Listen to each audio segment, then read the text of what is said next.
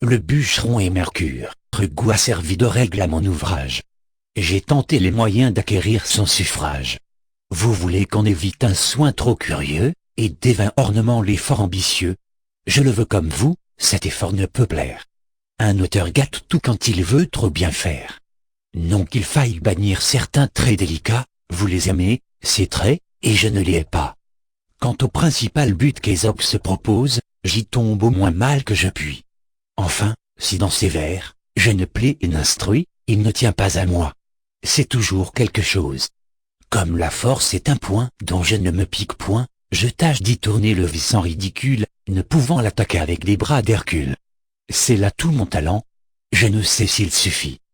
Tantôt je peins en un récit la sotte vanité jointe avec l'envie, deux pivots sur qui roule aujourd'hui notre vie, tel est ce chétif animal qui voulut en grosseur au bœuf se rendre égal.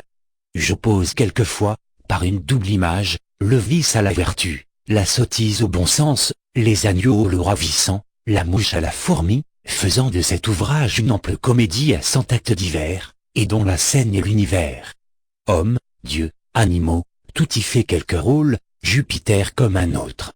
Introduisons celui qui porte de sa part aux belles la parole, ce n'est pas de cela qu'il s'agit aujourd'hui. Un bûcheron perdit son gagne-pain, c'est sa cognée, et la cherchant en vain, se fut pitié là-dessus de l'entendre. Il n'avait pas des outils à revendre, sur celui-ci roulait tout son avoir. Ne sachant donc où mettre son espoir, sa face était de pleurs toute baignée, « Oh ma cognée! Oh ma pauvre cognée !» s'écriait-il, « Jupiter, rends-la moi.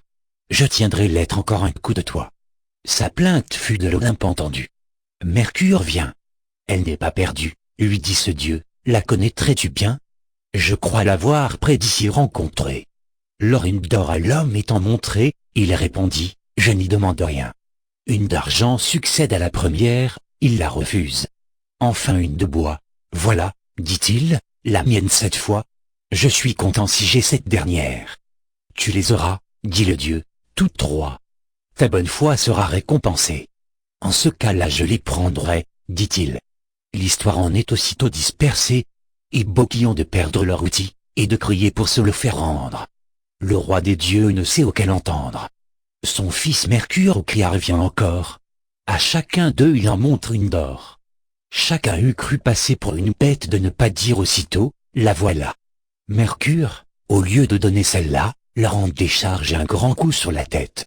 Ne point mentir, être content du sien, c'est le plus sûr, cependant on s'occupe à dire faux pour attraper du bien. Que sert cela?